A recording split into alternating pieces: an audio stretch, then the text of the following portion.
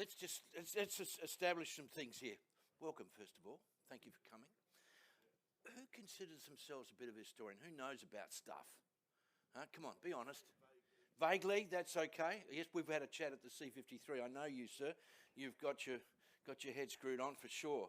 So, anyone?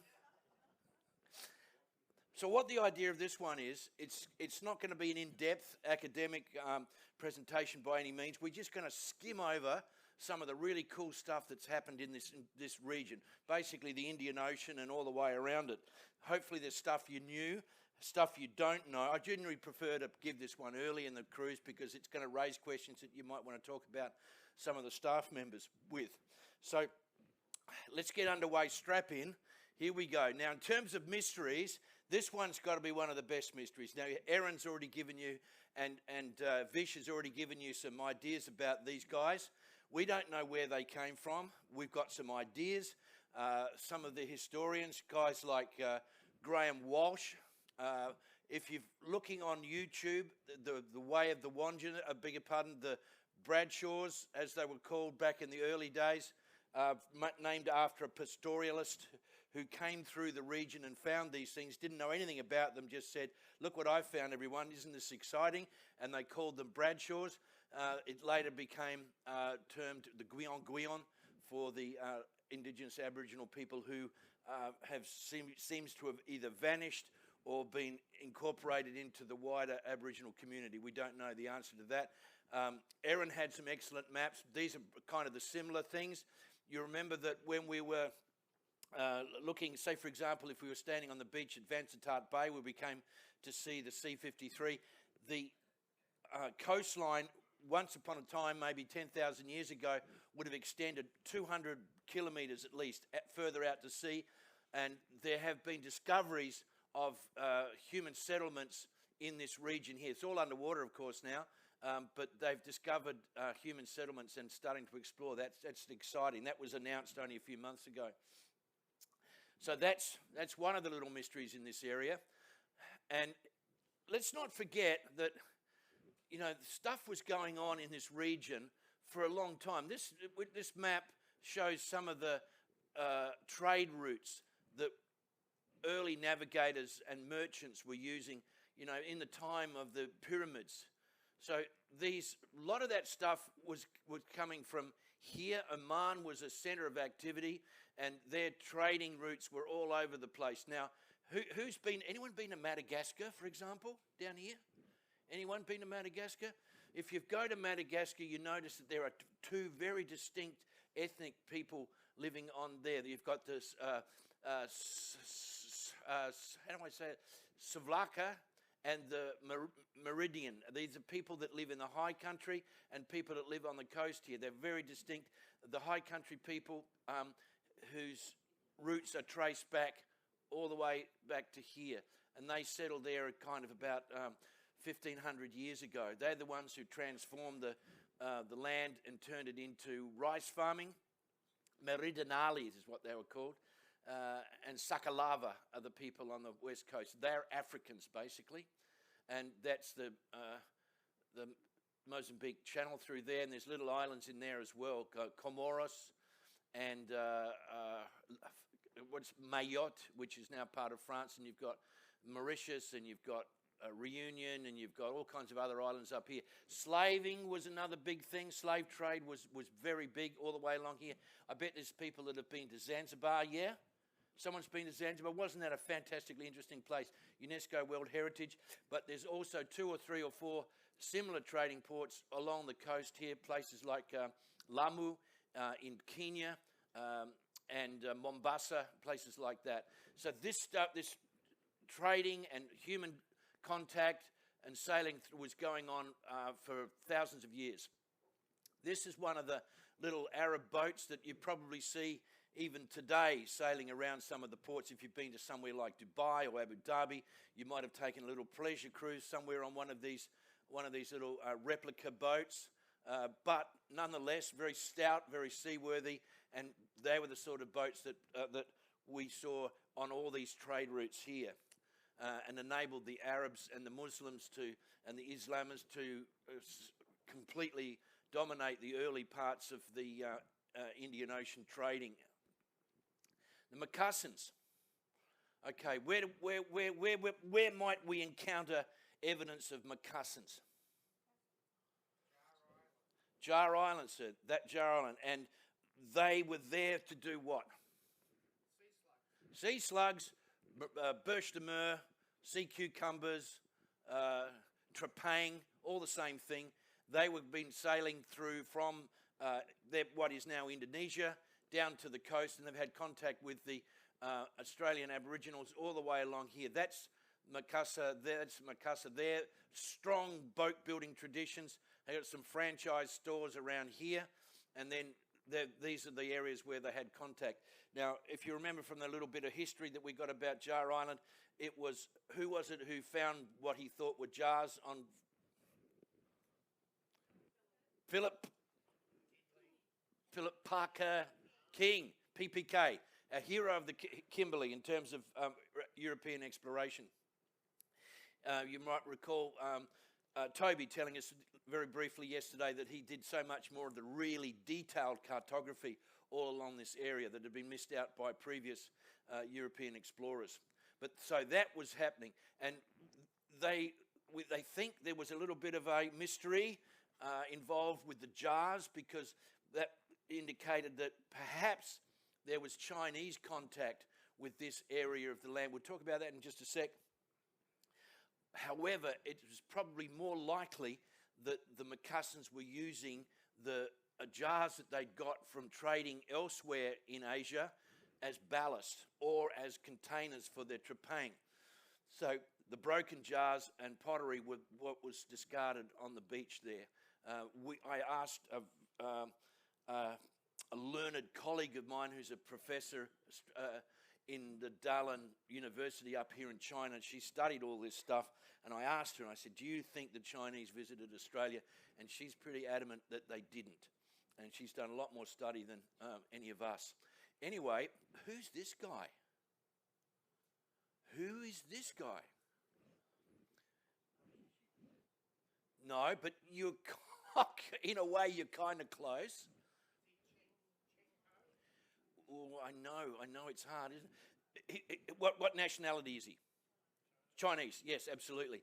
He is Zheng He, who was an admiral of the Chinese fleet back in the 15th century.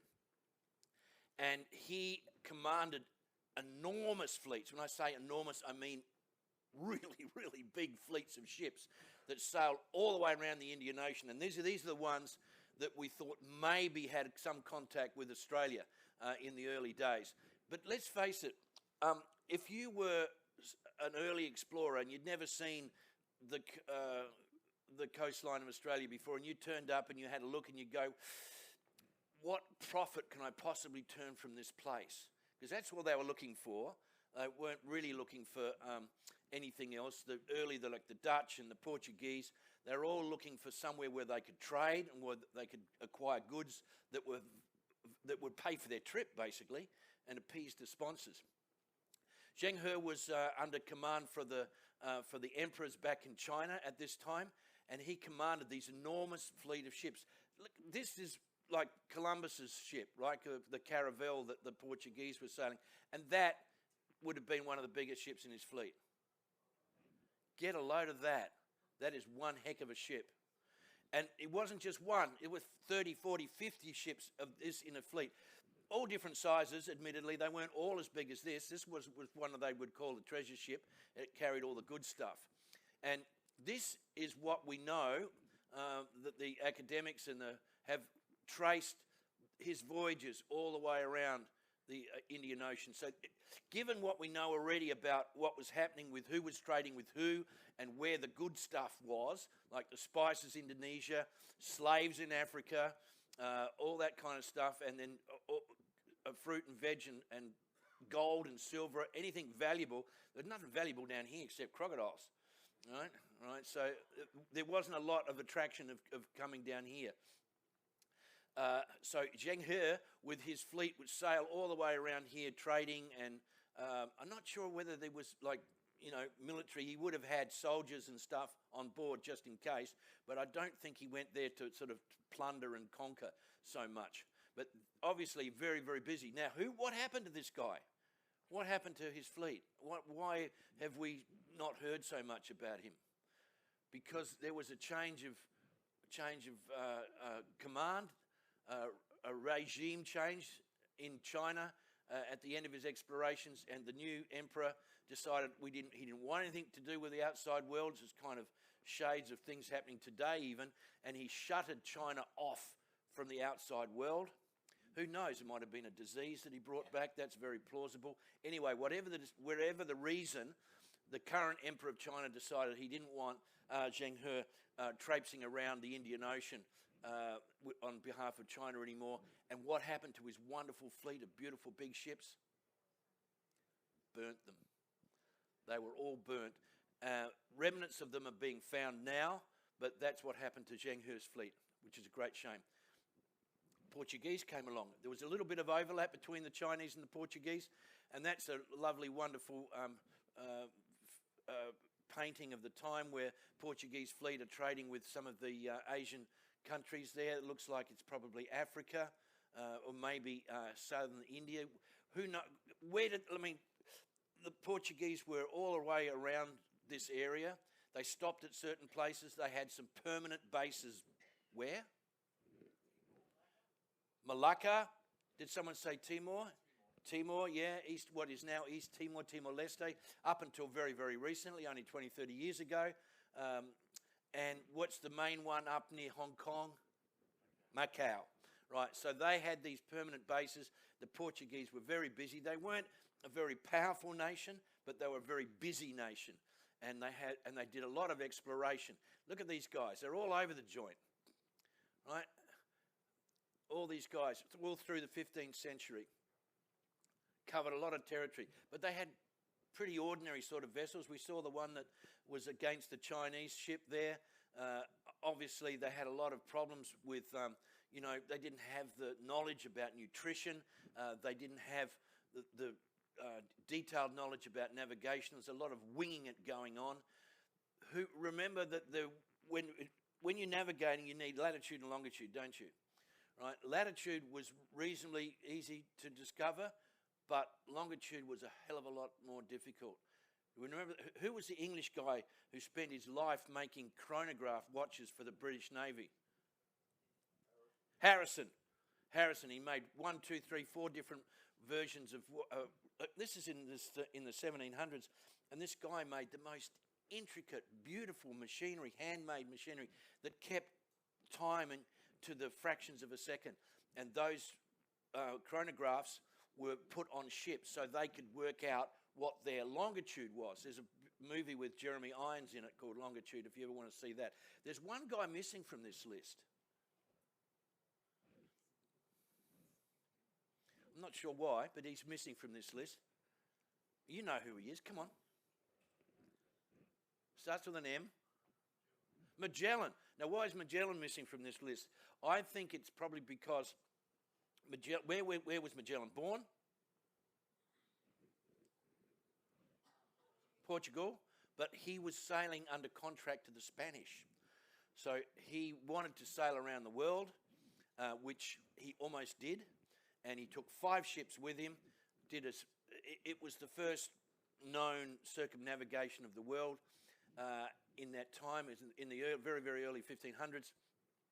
Of the 5 ships, how many made it back to Spain? 1. How many of the hundreds of men that set out on these ships, how many made it back? Less than 20, like 18 or something. So even though one of the ships did successfully complete the circumnavigation of the world, it was a heavily depleted fleet that came back to Spain after that. Whatever happened to Magellan? What happened to him? Correct, sir. He got killed in the Philippines. He had a bit of a contretemps with some of the Filipino people there, and they did him in. Poor old Magellan. Anyway, we remember him. Then the Dutch. We got any West Australians here? I'm sure we must have a couple. Yeah, you can. Yeah, we've fabulous museum in Fremantle. There's 2 museums in there. There's the one that portrays the Dutch exploration, and then there's the other one that's just a regular maritime museum with everything else. So if you've got a chance to see that, both of those, you should see both of those museums in Fremantle. But you can see here, all through the 17th century, the Dutch were very carelessly crashing into Australia. You know, they would sail all the way across the Indian Ocean because why would you be sailing down here when you wanted to go up here? Why would you be sailing down here? Winds. Right, so you've got fabulous winds that are going to take you all the way across here, the trade winds down below. Early explorers like the Portuguese, they faffed about up in the top sections up here with winds going backwards and forwards and tides going backwards. It took them forever to get anywhere. But in the meantime, they were dropping in at all these little ports all the way around the Indian Ocean, discovering people, meeting new friends, and making trade. However, the Dutch had a very distinct and purposeful reason for coming across here, because that was their base, Batavia, what is now Jakarta, and they were wanted to get all the goodies, the spices predominantly, and a little bit of silver and gold from these regions up here. And all through the 17th century, they kept crashing into Australia. Now, which of these is the earliest? This is generally considered to be the earliest European contact with the continent of Australia. Is this guy here, the Dufkin, 1606. And we were at school, we were taught all kinds of things, weren't we? With Dirk Hartog, who was here pretty early in the piece, it's true. Houtman did a lot of stuff. He was a very much underrated navigator and cartographer. Pelsart, we'll talk about him in a second. And the Dutch, we know, came all the way across here. But they only came so far as here because when an agreement was made that they would not traverse beyond this region, because if you took the longitude, which again was pretty rough at those days, all the way around the world, you remember how South America is split? It's got had an imaginary line. One side of that line is Portuguese, the other side is Spanish. Well, that was an agreement between the Portuguese and the Spanish way back, which they made with the Pope. And the Pope said, everything on this side, will be Portuguese, everything on this side will be Spanish, right? So that, believe it or not, that line went all the way around the world, and that came somewhere through here. So the Dutch, because they were Catholic, agreed that they would respect that line. So they only came as far as here. That's one story. You know, there may be other explanations for that. So the Dutch were very busy over here. And this guy in particular, Pelsart, who can tell me what made Pelsart famous?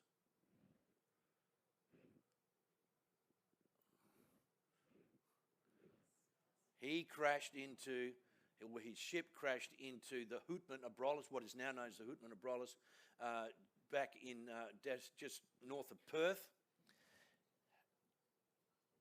So I bet you know pretty much the story of the Batavia. It's been written about by Peter Fitzsimons in his book. I've got a copy of that if anyone wants to read it.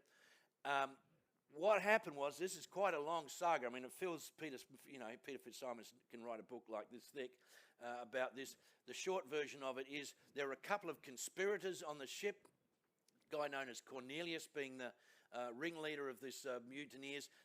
This ship was chock-a-block with treasure and silver that they were going to use as trading goods for when they got to Batavia. And of course, what they were doing is they'd sailed very far south to catch the winds, and they were cruising across the Indian Ocean. And then when they get to a certain point, and it was a bit of guesswork involved here, they had to work out when they had to turn left, because at some point they had to turn left to go up to Batavia. And the lookout, it was a moonlit night, and the lookout, the story at least, is that the lookout couldn't tell whether it was waves or moonlight shining on the water. It was a reef. Crash. The ship crashed into the reef. That's the depiction of the ship. And if they've got portions of that vessel, which was called the Batavia, portions of that vessel in the museum in Fremantle, and a skeleton too. In the museum. So what happened was they made their way ashore, the survivors. Most of them survived. A few of them drowned trying to get ashore, but most of them made their way ashore, hundreds of them. And they set up a camp. Now, Pelsart thought, well, what are we going to do? no one's going to know we're here. He grabbed his officers and took a longboat and took off for Batavia to get a rescue. Right, so a dozen or so of them took off in that longboat, leaving the rest of them here on this island. They set up these camps. Now, Cornelius was a psychopath. It's probably the best way to put him. He turned this place into his own fiefdom. He created his own, secret police. It was a murderous rampage that took place on here, and about half of the people died, most of them through murder. And he enslaved the women, and it was just nasty. Anyway, so Pelsart eventually came back 2 or 3 months later with a rescue party, found this place in disarray, tried to work out who were the goodies and who were the baddies. Finally decided that because there was a chap called Webby Hayes who was a soldier, and he had created a little fortress on another island. Ironically, Cornelius had sent him to this other island called Wallaby with an I, Wallaby Island, and they set up a little fort. He said, you guys go over to that island over there and see if you can find water, thinking, of course, that they would perish and get lost. They found water, the only water on the whole island. So these guys, Cornelius and his cronies, made several attempts to try and take over Webby Hayes' position. He made a fort, which is really just a high rock embankment, which is now classified as the earliest known European structure on Australian soil, and it failed. And in the midst of one of their last battles, Pelsart came back and discovered this fracas going on, and he decided that that Cornelius was the bad guy, and he was going to enact summary justice. Here's the Hootman of Brolis all the way down here. We're up here in the Kimberley. Broome, there's, what do we got? Can't see it. Exmouth, Karratha, Port Hedland, Broome, Derby, all that stuff. Darwin, of course, back up here. And that's where all that happened. There is even, you can visit there, look, you can get a little cruise or something to go out there. It's now a base for crayfishermen, seasonal base for crayfishermen. And when I was there at least 15 years ago, there was still one of the cannons waiting to be salvaged at the end of the jetty. Someone had tried to get it up and couldn't, but I think it's now found its way into that museum in Fremantle. So what happened?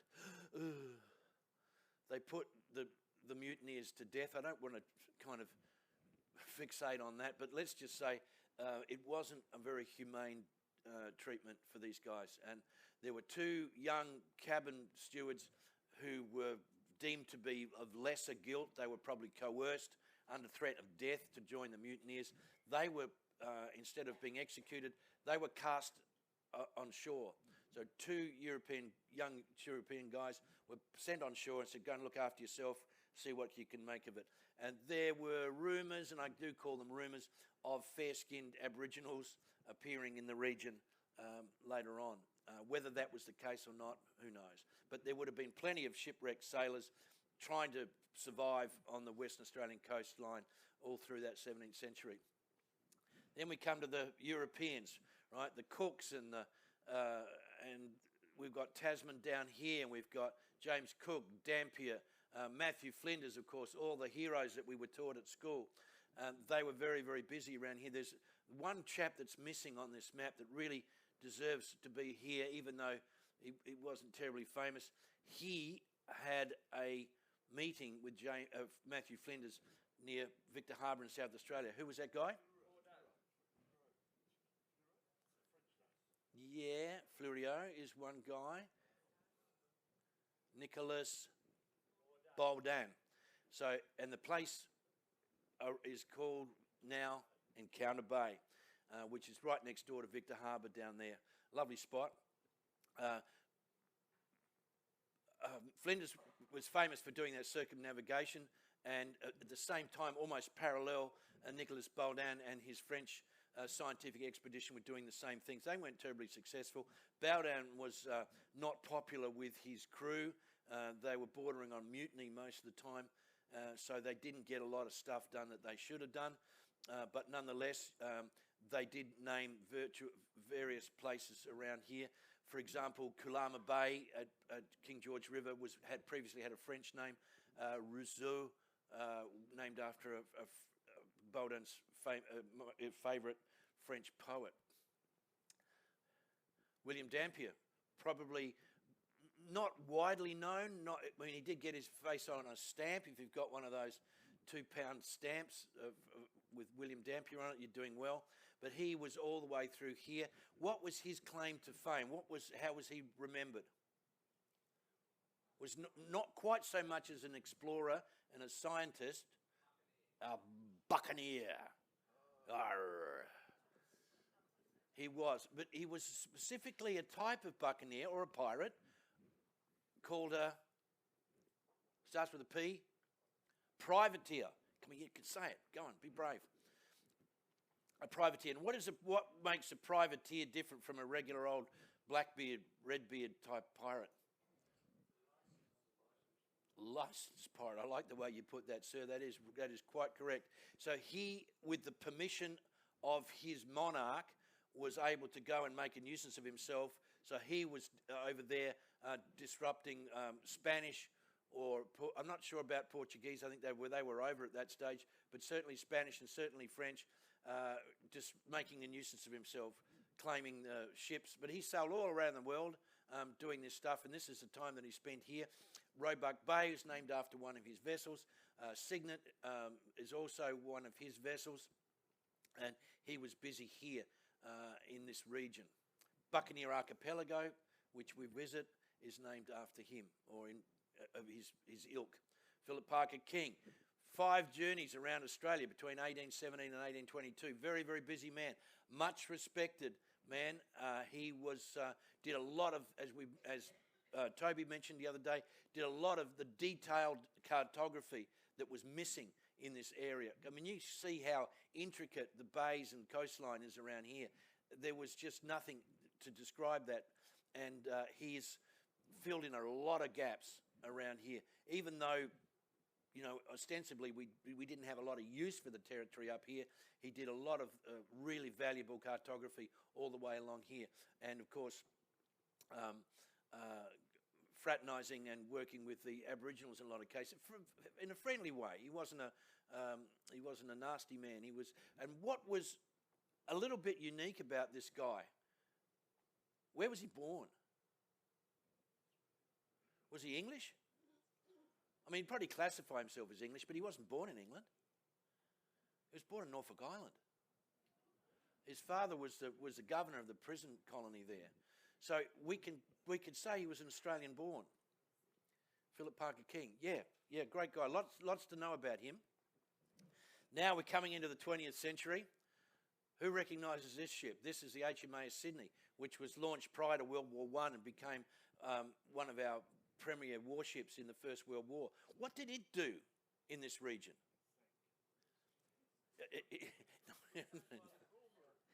Are we going to get to that? Well, this is World War I we're talking about. World War I.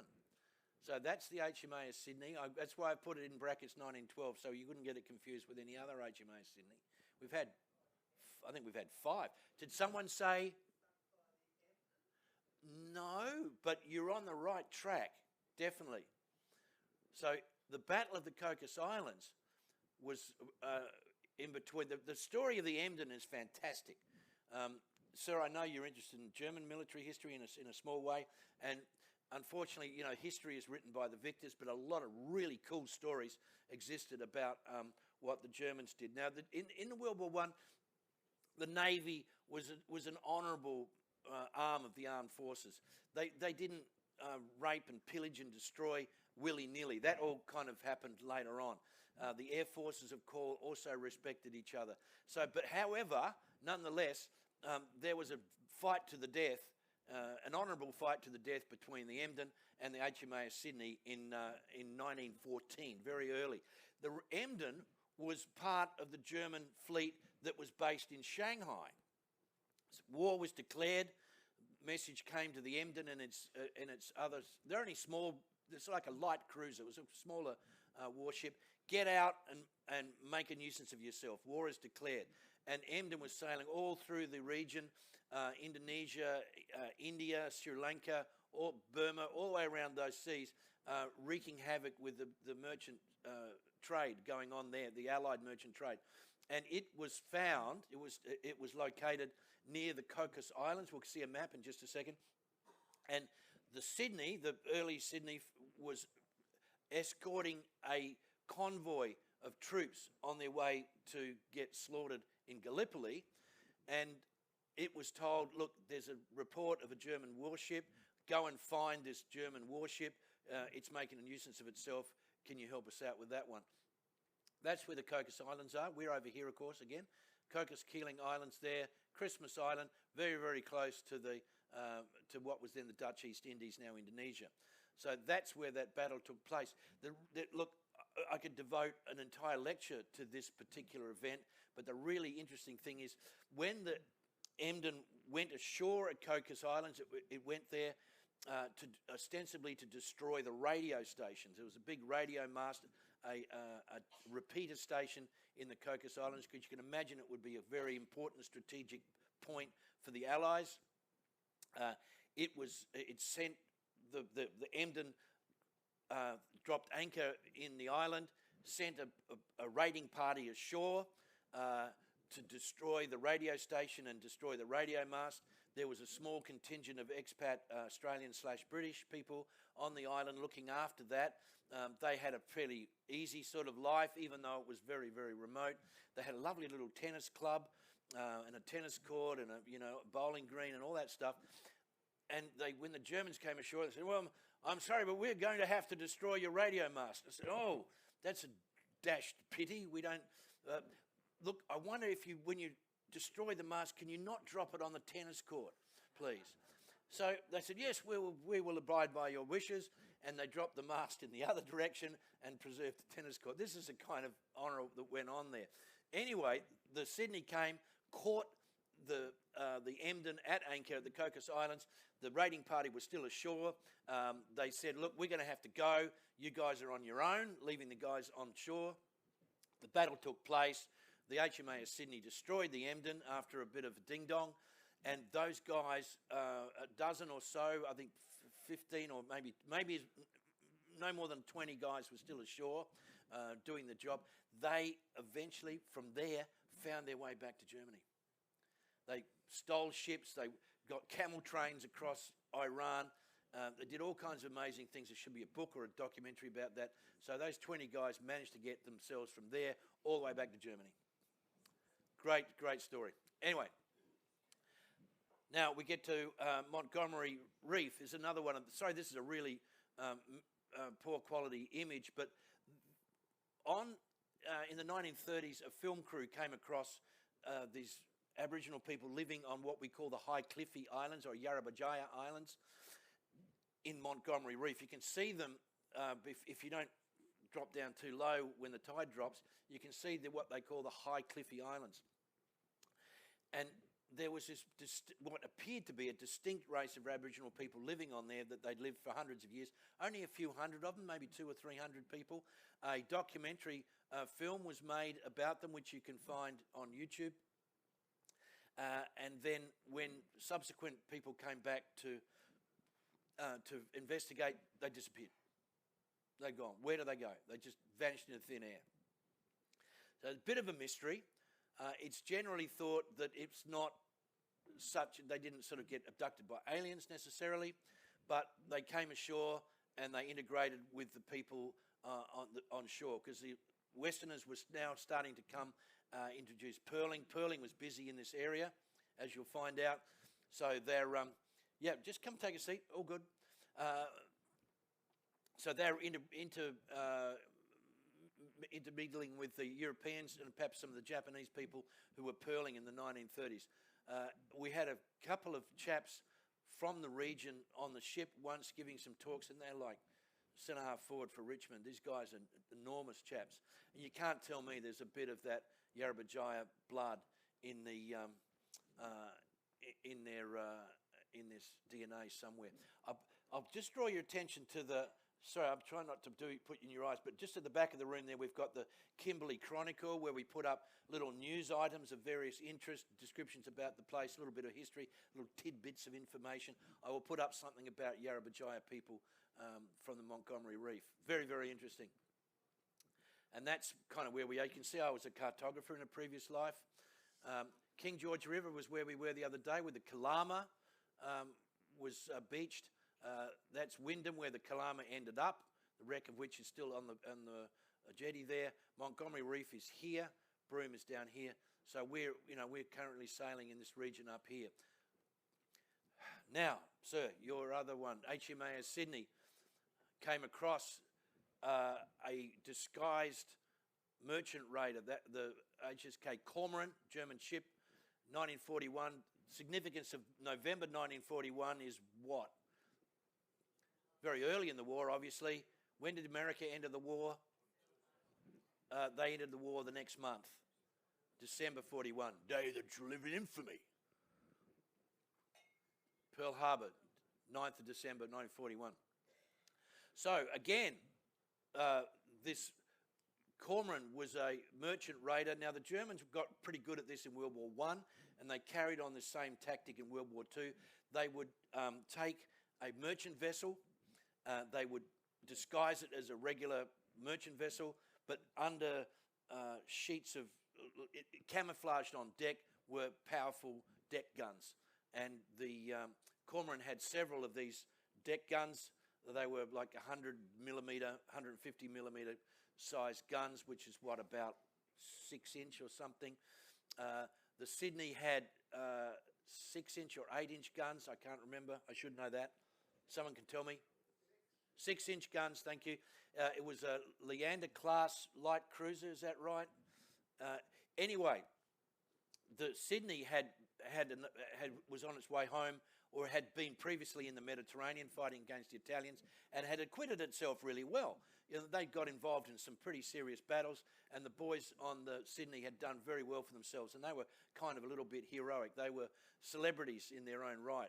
However, they were diverted from their convoy duties, again to go and look for this merchant raider that had been reported in the area, and they were on the lookout for this German ship called the Cormorant.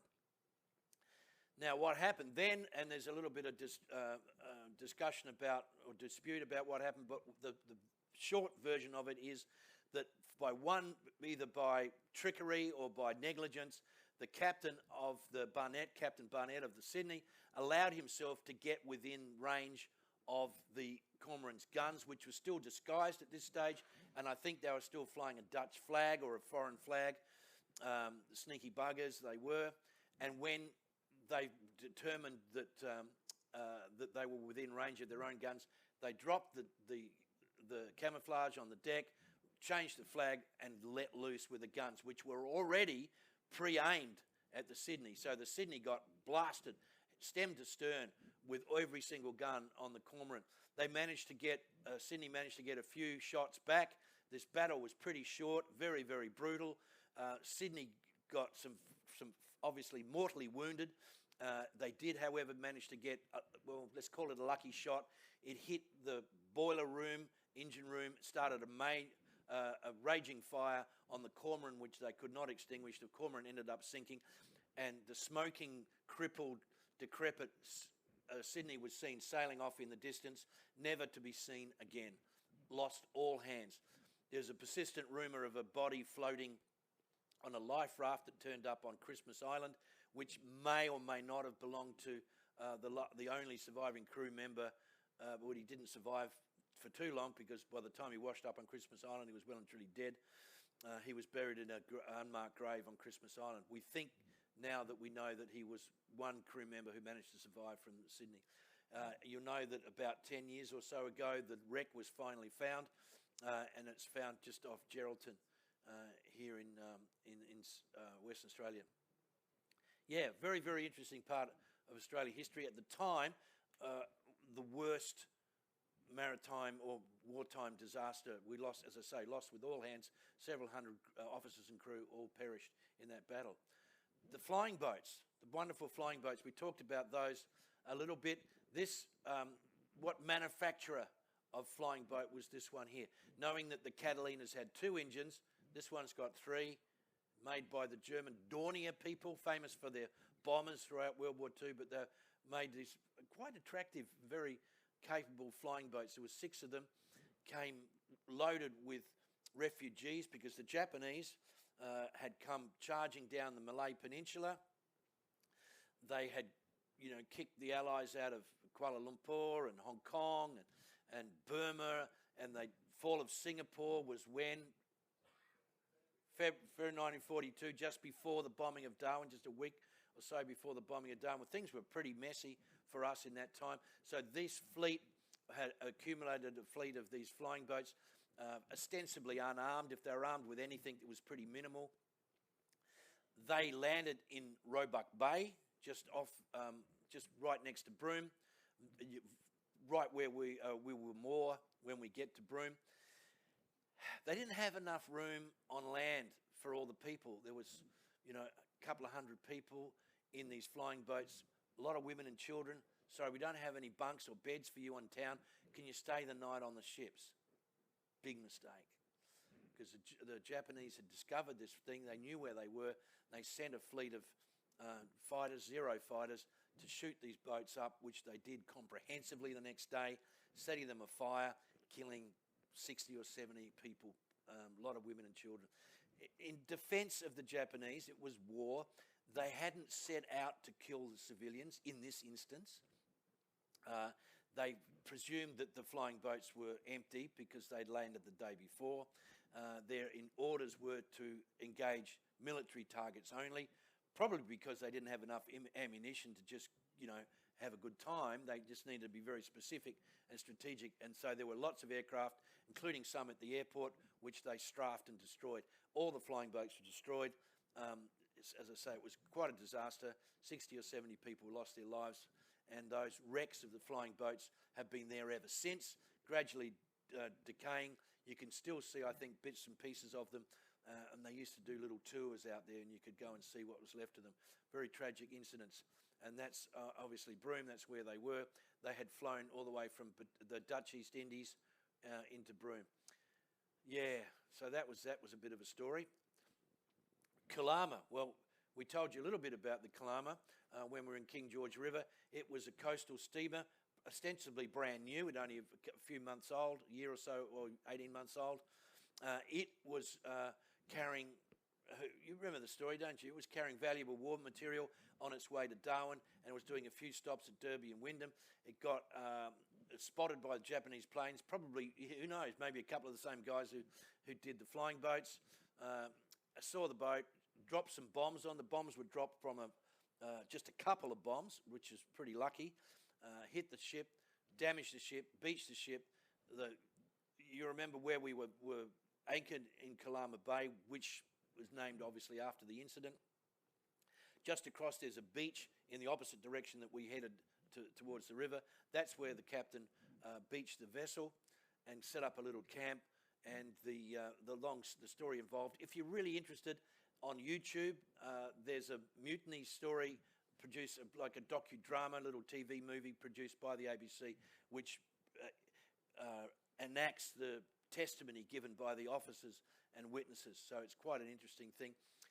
The Kalama, of course, ended up at Wyndham, and the wreck of that is still there. I think we've heard that story already. And of course the C-53 Skytrooper, you probably heard me prattle on at the site there, standing pretty much where whoever took this photo. You know that story. It was there as a result of, it got lost on the way to Darwin via Broome. It got lost, ran out of fuel, made an emergency landing on that mud flat that we all walked across, ended up there. 83 years later, the wreck is still there. Now this was another interesting one. I've got another little tidbit up on the bulletin board at the back. This Hiroshi Maru was a Timorese fishing vessel that was disguised by the Japanese to launch a spy mission. Now, where we were standing at the wreck of the C-53, there was an air base called Truscott Air Base, which is about 9 miles northeast of where we were standing. That became active in the second half of 1944.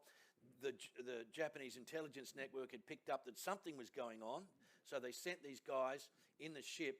So they had Timorese fishermen up on deck to disguise the vessel if it was challenged, and the Japanese guys were underneath. So they came and landed at various points around Vansittart Bay and around the peninsula, went ashore, did some reconnoitring, shot some 8mm movie film, but basically didn't really, there wasn't really much to see. There was a Columbaroo where the survivors of the Kalama ended up with the priest at the mission. There was a wartime airstrip there, small wartime airstrip. It also was bombed during the war and several people killed. But this spy mission is, from what we know from records, the only documented, verified landing of Japanese military on the Australian mainland in World War II. I think that there were probably other landings. A gentleman was telling me of a story at Exmouth where Japanese rations, survival rations, were found on land near Exmouth. I've heard that story before. So there is a possibility that there were preparations made for either further explorations or maybe even an invasion. But again, the notion of a Japanese invasion of the Australian mainland has been debunked. There was no firm plan. They tossed it around. The Tomiko Yamashita, who led the Japanese troops all the way through the Malaya Peninsula, through Singapore, who was famously successful, he had some ideas. He thought basically he could do no wrong, and at that point he could do no wrong. So curiously, because he was so successful, his rivals, because you imagine there's all sorts of rivalries going on in the Japanese military forces amongst the generals and between the army and the navy, he got banished to Manchuria because he was just a bit too good, getting too much attention from the emperor. Anyway, that's a whole nother story, which we could talk about another time. So that was that one. And again, that's Vansittart Bay up there where we were. So in this region up here, they came from Kupang in West Timor, where we know that they had an air base and they were launching air raids from Kupang all the way across here. And Vansittart Bay is where the vessel came. Where we're going to be this afternoon, they stopped at Ashmore Reef, had a bit of a look around there, because Ashmore Reef, even though it's uninhabited now, has previously had some kind of basic habitation in the past because there was guano mining going on there. And yeah, they had, I won't say a base, but I think like a radio thing, now completely uninhabited, of course. There's some masts on one of the islands, which you might see on the island. And of course, the long enduring greatest current mystery of the Indian Ocean is, I've disappeared, MH370. Well, everyone's got an opinion about this, don't they? Everyone's got an idea about that. I'd like to think it was a simple explanation.